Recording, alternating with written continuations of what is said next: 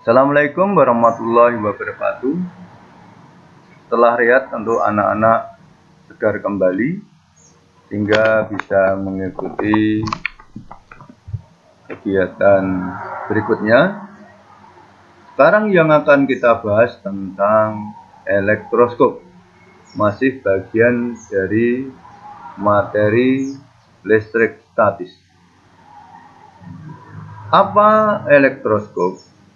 Adalah alat yang digunakan untuk mengetahui muatan listrik pada benda. Bagian-bagian elektroskop kita perhatikan: kepala elektroskop, konduktor, daun elektroskop, dan dinding kaca.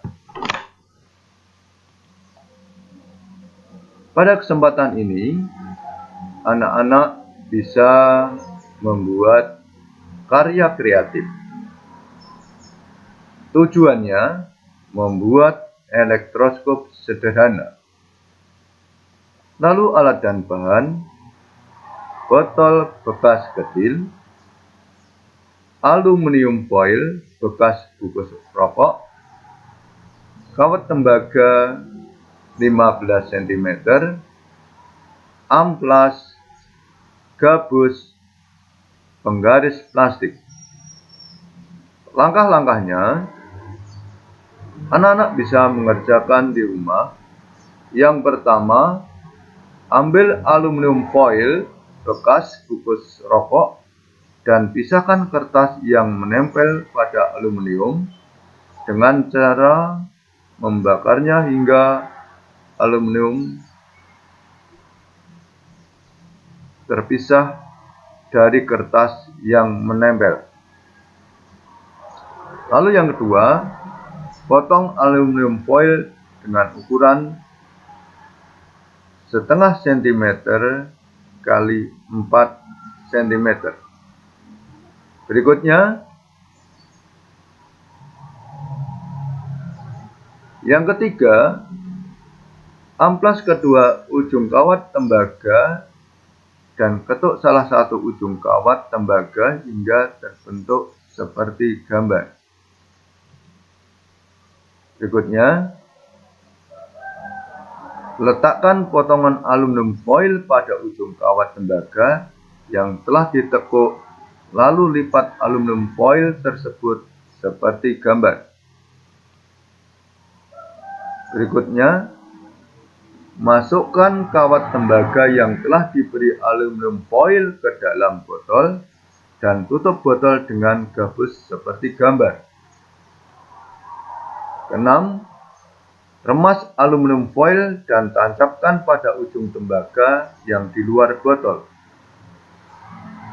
7. Gosokkan penggaris plastik pada rambut dan dekatkan pada kepala elektroskop yang telah kamu buat. Amati yang terjadi dengan daun elektroskop. Nah, perhatikan gambarnya. Untuk lebih jelasnya, amati dengan teliti. Lalu yang kedua, yang ketiga, yang keempat. Nah, anak-anak sekarang sudah mempunyai elektroskop sederhana. Yang ini tadi, aluminium foil yang diremas-remas sebagai kepala elektroskop. Lalu ini kawat tembaga sebagai konduktor, ditancapkan ini sebagai penutupnya gabus.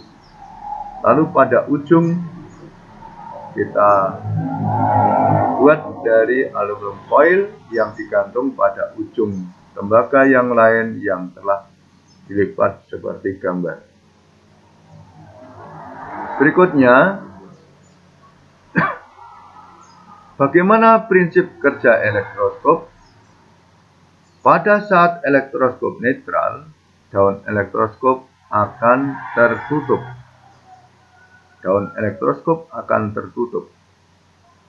Maka, Pada saat elektroskop bermuatan, daun elektroskop membuka. Kemungkinan pertama, daun elektroskop bermuatan positif.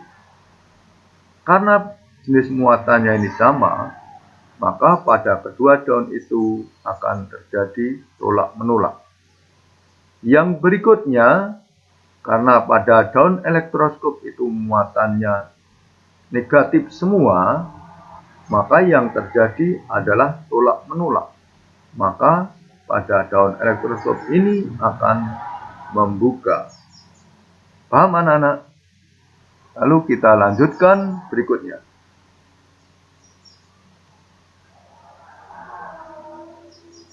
Muatan listrik pada elektroskop dengan induksi. Bagaimana peristiwanya? Kita perhatikan ada elektroskop netral. Masih ingat anak-anak induksi? Di sini didekatkan, tidak disentuhkan. Yang terjadi adalah muatan elektroskop akan terjadi pemisahan, yaitu pada ujung elektroskop di kepalanya ini menjadi bermuatan negatif.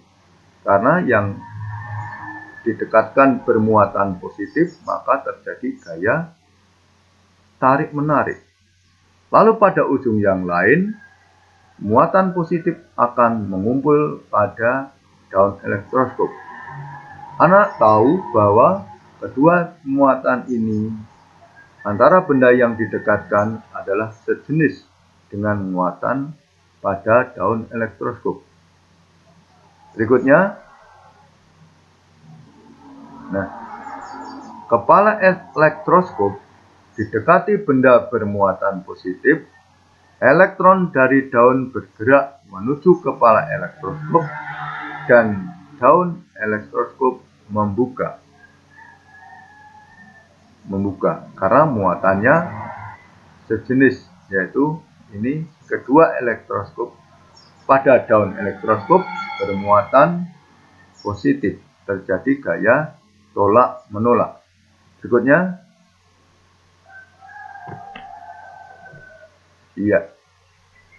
ketika kepala elektroskop disentuh dengan tangan, apa yang terjadi?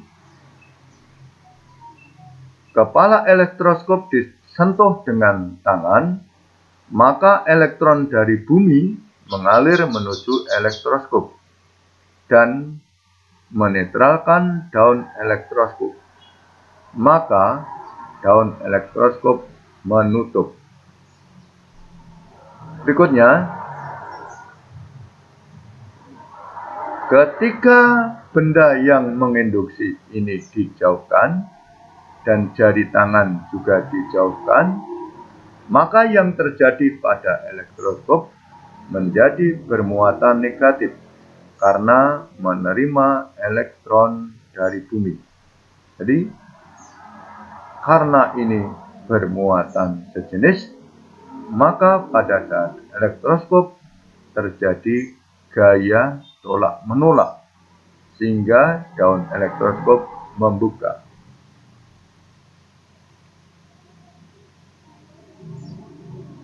Berikutnya, kesimpulan. Jenis muatan benda terinduksi berlawanan dengan jenis muatan benda yang menginduksi. Berikutnya, bagaimana kalau yang didekatkan pada kepala elektroskop benda bermuatan negatif? Untuk menjelaskan ini, anak-anak dapat belajar dari berbagai sumber supaya anak-anak lebih jelas untuk menjawab. Berikutnya akan kita pelajari tentang kilat. Pelajaran selanjutnya yaitu materi tentang kilat yang masih bagian dari materi listrik statis. Kilat Di dalam kehidupan sehari-hari, anak-anak tidak asing lagi. Siapa yang tahu tentang pengertian kilat? Coba kalian pikir. Iya, betul. Kilat adalah cahaya yang berkilat-kilat. Boleh. Cahaya yang berkilat-kilat. Sebenarnya apa cahaya yang berkilat-kilat itu? Nah, untuk lebih jelasnya, kita perhatikan gambar berikut ini. Ada rumah, anak-anak ketahui rumah ini jumlah muatan positif dan negatifnya sama. Dikatakan netral.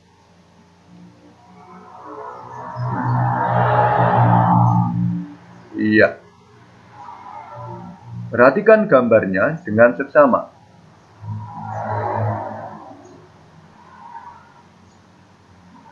Kita ulangi sekali lagi supaya lebih jelas.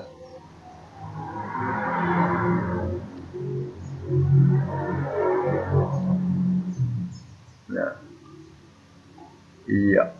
Ini ada loncatan muatan listrik elektron yang dikatakan dengan kilat. Loncatan muatan listrik elektron yang dikatakan dengan kilat.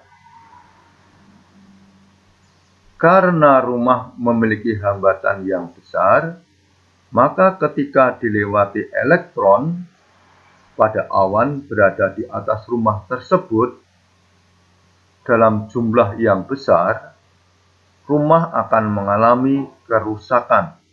Artinya, rumah tersambar petir. Karena apa? Ada loncatan muatan elektron dalam jumlah yang sangat besar. Sehingga dengan kecepatan yang sangat tinggi, dikatakan rumah itu tersambar petir. Sehingga rumah akan hancur. Berikutnya. Supaya rumah tidak tersambar petir, maka harus kita pasang yang namanya penangkal petir. Bagaimana prinsip kerja penangkal petir? Ya. Rumah dalam keadaan netral, di mana muatan proton dan elektron saling berpasangan dalam jumlah yang sama.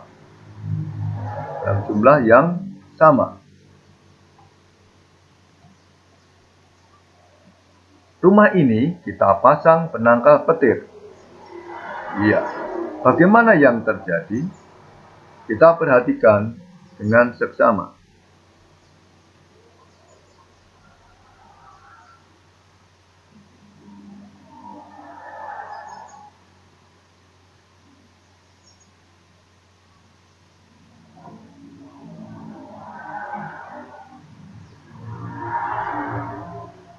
Sudah jelas, anak-anak?